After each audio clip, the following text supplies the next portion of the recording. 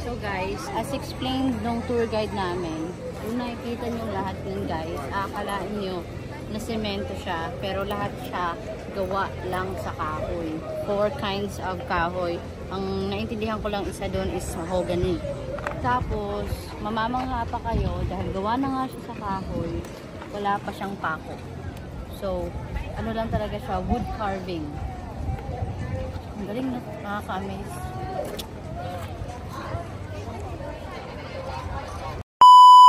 Hello everyone! Andito po pala tayo ngayon sa The Sanctuary of Truth. Ipapasyal ko po today ang aking kapatid at ang kanyang boyfriend. Nung last na visit ko dito sa Sanctuary of Truth, it was 2016. Kaya medyo excited din ako makabalik dito. Kasi nakaka-amaze po talaga ang mga wooden art nila.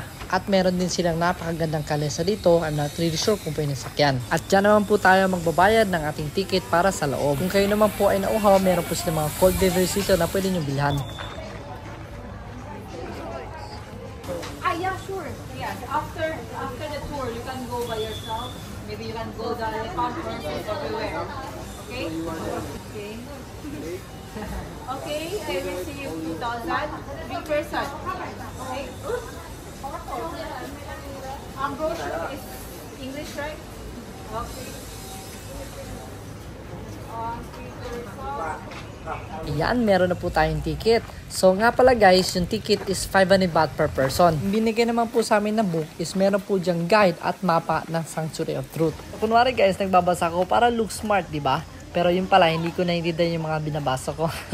Kung sa Bisaya pa, sige ragpachoy-choy, way lamoy. Wow!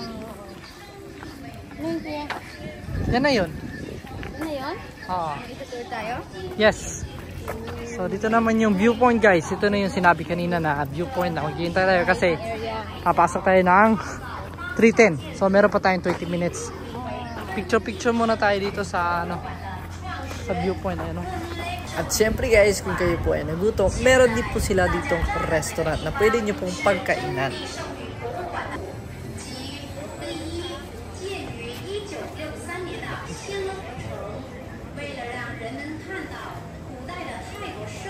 At ito naman po yung kanilang time slot for museum tour. Meron po silang Korean, Chinese, English, at saka Russian. Kung kayo po ay mahilig mag-pictures, mag-videos, ito po ay suwak na suwak sa inyo. Lalo na pagkasama ang inyong pamilya at mga kaibigan.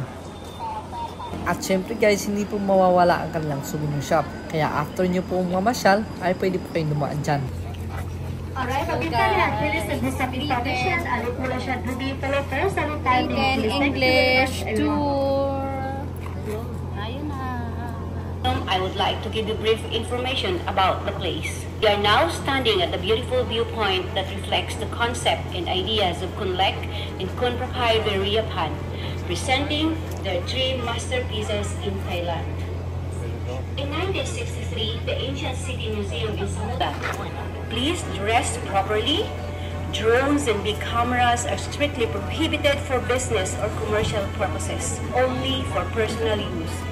Please, no live streaming during the tour. Konting paalala lang po guys, kung kayo po ay pupunta ng Thailand, siyempre hindi po mawawala sa mga bucket list natin yung bisitahin ang temple at mga Big Buddha. So be aware lang po guys kasi meron po sila mga dress code. Kaya dress properly po.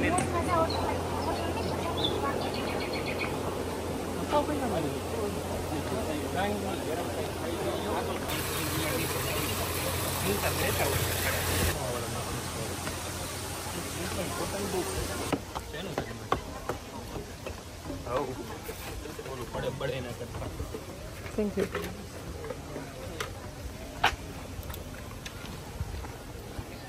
Parang engineer lang ah. Engineer. I'm an engineer.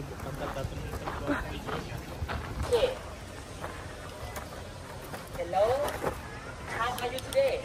Welcome to Thailand, the land of smile. Keep smiling, everything will be better. All right.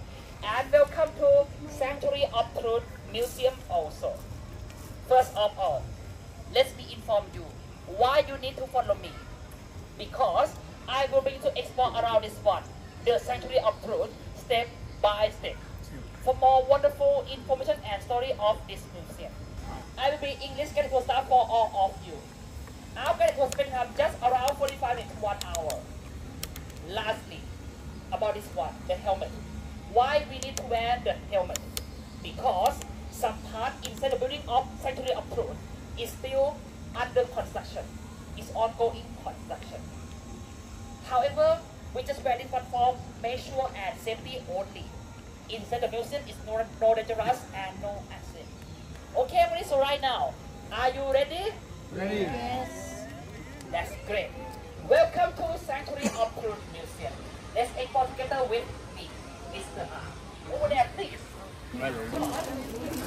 Pangalan ng tour guide namin, Mr. A. Paano pag may nakita tayong maganda? Baka tumingin sa atin.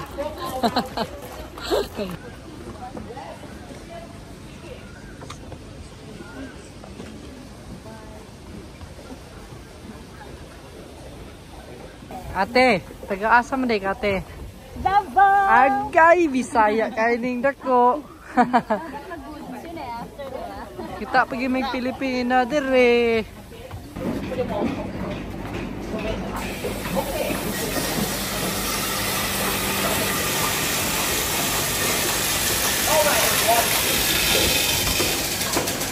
In terms of design, for example, this one is almost finished, almost completely angel sculpture.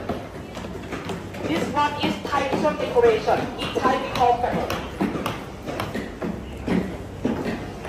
Finally, after all carving after finished at this carving house, it will be set up or get installed at the building of Sanctuary of Truth Museum.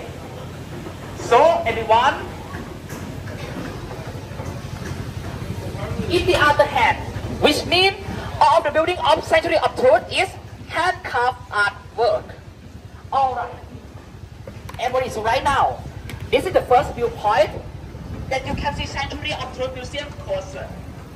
Yeah, the first impression. So everyone, let's take a photo from here.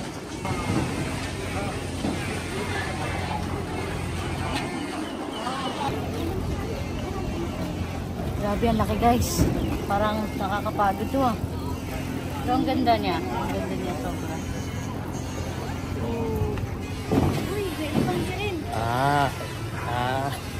Inhinyerong engineer. Oh, Inhinyerong engineer. ginger? Ano pong plano natin, engineer? Tatrabaho sila. Ano pala ang alak? Kasi, oy, paano yun? Baka mamaya semento yung may lagay, di na kahoy.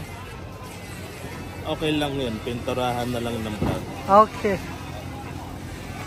Everyone, our Sanctuary of Truth Museum have 3 special points. The first one, this museum created from wood only, such as rosewood, redwood, ironwood, and mahogany. Second one, this museum created piece by piece, partially from hand-carved artwork. So, I will inform you again. This one might be the last gate hand-carved museum architecture, the last gate hand-carved architecture in this world as well. And lastly, this museum created without nails. No nail at all. Wow! How we can do it? Because we use this one, the ancient know-how, which called wooden joint technique, to combine all wooden pieces together to become the large building. Okay, so right now, let me show you some of example about it. This one is the pole or pillar technique. You can see, we combine it with mortise and chinon. After that, we will use the wedge of carrying pole for holding stronger like this. And for next one, the most ancient technique of our mankind know-how, which called lap joint. This one used for the floor of Sanctuary of Truth. Next.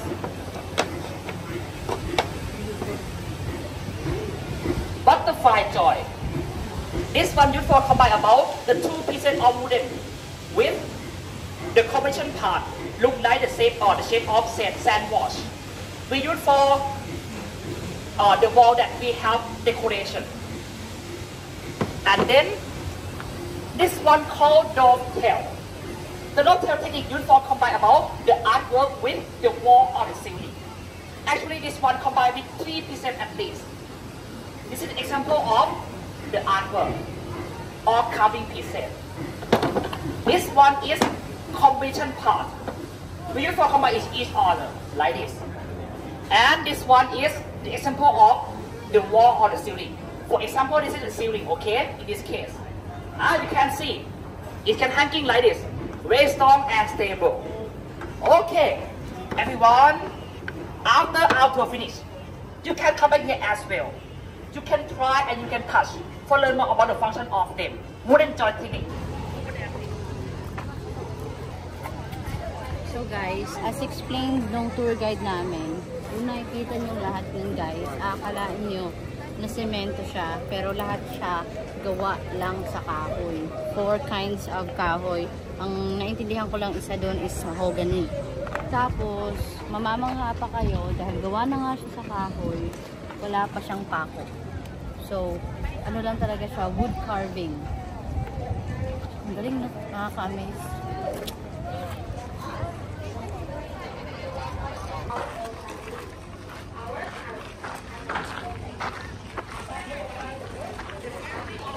Dahil mukha na ba akong engineer nito? Oo. Ay, hindi ko mukha engineer. Architect. Oh! Kasi di ba yun yung pangarap mo? Maging architect. Pangarap na naudlot. Pero okay lang yan. Okay. Kasi ikaw na si Architect Joel. Joel. Joel. So, ito na yung kagandahan dito guys. Kasi, nung pagpunta ko dito, hindi ko sure 8 o 9 years na guys. No? Wala pang ano. Meron naman sila pero nasa loob lang yung mga tour guide, yung mga ganito, no? Pero sa ngayon, meron na talaga ikot ka, explain nila lahat sa iyo from entrance, pati yung mga history niya at saka yung sa mga kahoy, no? In-explain talaga yung ano, yung paano yung ginawa, I mean yung parang ano, ng combination ng kahoy, no? Na hindi nila ginamitan ng ano, ng pako. Galing. Tapos guys, akala mo yung ano lang, tour lang ng building history ng Sanctuary Tour. Meron din pala elepante. Pero meron po silang extra charge or different kind of prices ng ano. Pero okay lang, at least hindi naman natin kailangan sumakay kasi yun talaga ayaw kong sumakay guys kasi naawa ko sa kanila. But just seeing them, it's actually mesmerizing.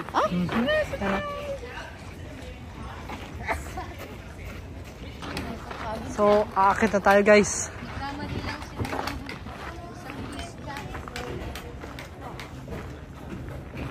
Pasok na.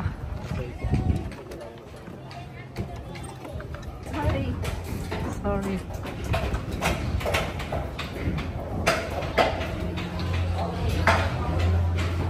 And warning, from now on, how many objects of life the concept of assembly of the museum will begin?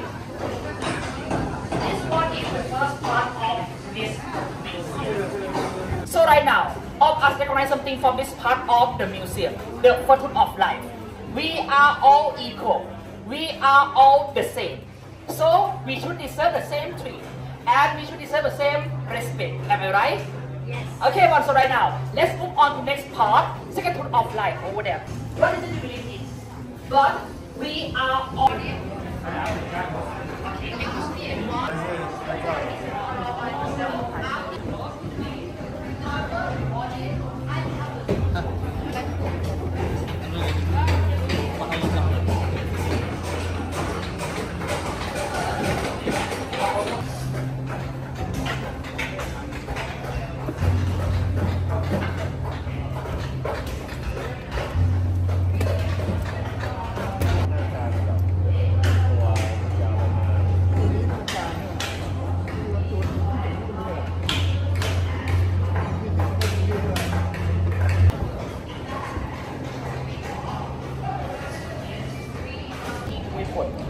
He is the father of the Golden King. So right now, I will tell you about the basic history of him. His military sacrifice all his life to improve quality of life of Thai people. So he can create more than 4,000 projects. For example, he teaches people about self-sufficiency, that to be equity, sharing moral mortality, and such as about environment profit. And then he find the best way to sa'yo, no? Makikita nyo talaga guys, na-carve lang siya. Ayan. Kasi may mga dugtong-dugtong siya. Ayan. Oh.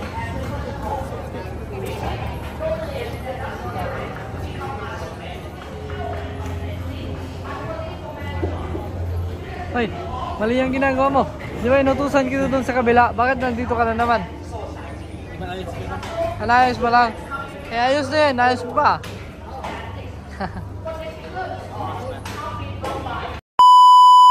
Asa na ba yung mga trabahante ko? Hoy! Nasa phone ka na naman? Di ba tapos na yung break mo? Magtrabaho ka! Yan! Sisante ka na. Ano? Sisante na siya. Sisante ka na. Paano? Paano dyan? Asa na yung right tools mo? Ako lang, Nokia to eh. Nokia. Kaya...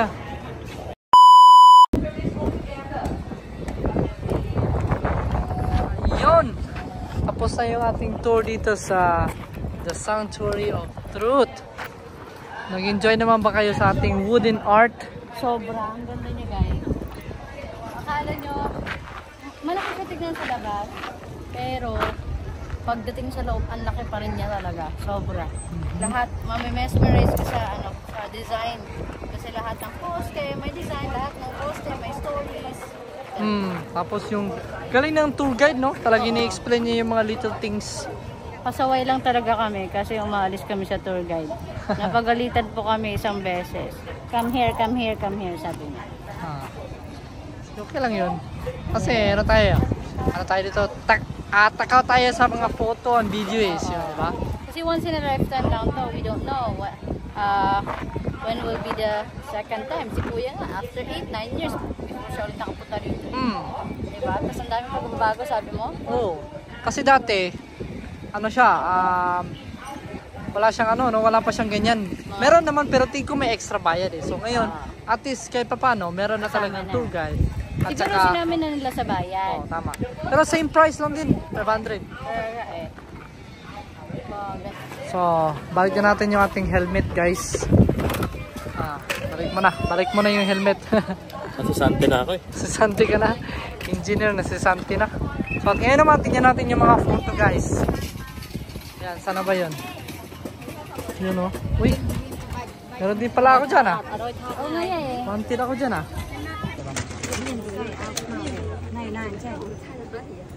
Para kang may dito sa ngipin. Ayan guys, so ito na yung aming nabili, no? So, buksan mo nga lang. Yan, Ako kita natin. maghahawak. Ito kumuha. Okay. Guys. Ayun, no? Souvenir namin. Souvenir namin. Yan, dito sa Sanctuary of Truth. Yan, so, guys, bawal pala mag-videoan yung kasi meron pa kami mga ibang photos doon, no?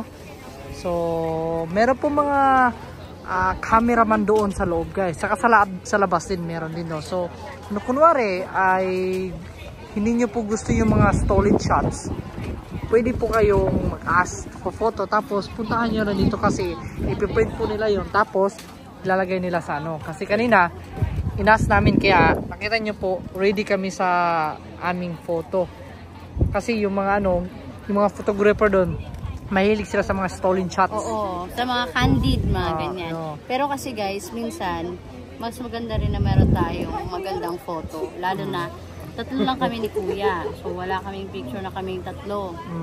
Kundi selfie, ganyan. Alam naman mag-set up pa kami ng phone. So, nagpakuha na lang kami doon and here. Though medyo may pagka-pricey siya compared sa mga before namin na napuntahan. Pero okay lang. It's the memories that counts. So, bago tayo umuwi, guys, pupunta muna tayo doon sa mga wooden craft nila kung paano ginawa. Sabi kanina ng tour guide, guys, pwede daw tayong mag-try with the assistance of crafters. So, tingnan natin kung makakagawa ba tayo or makakasira tayo. Or manood na lang tayo. Oo, ganoon na lang.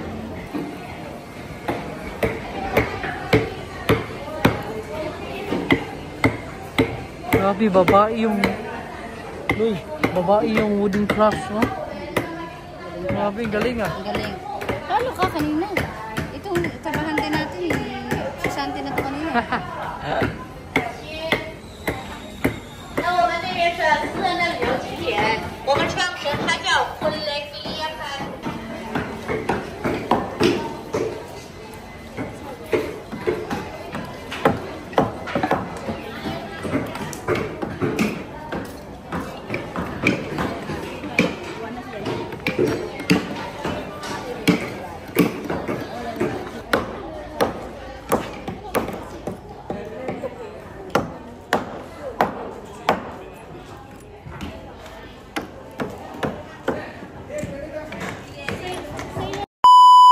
Ayun guys, at natapos na natin ikutin yung buong Sanctuary of Truth. At nakapagpunta na din tayo doon sa ano nila, kung paano nila ginawa yung mga Wood carving. Wood carving. wood carving. Yun. So, gusto ko sana i-try, baka maya magkamali lang ako, so wag na lang. So, overall, nag-enjoy naman ba kayo? Sobrang nag-enjoy. Kung hindi tayo nag-enjoy, hindi tayo aabot ng mahigit isang oras. Nag-enjoy. Sesante pa ako. Engineer, no? So, ngayon, guys, ay pauwi na kami, no? Grabe ka, hindi na nakakapagod, nakakagutom din. Siyempre, naglalakad tayo dun, di ba? Yun yung ano natin, di ba? Focus talaga yung maglakad, mag-around, you know? Basta tips lang guys, kung sakali pupunta man kayo dito sa Sanctuary of Truth, please make sure na hindi revealing na damit, lalo na ng mga babae. No shorts, because syempre parang ano lang yun eh, parang church natin sa Catholic, o kaya sa mga born again, there's a proper way to dress.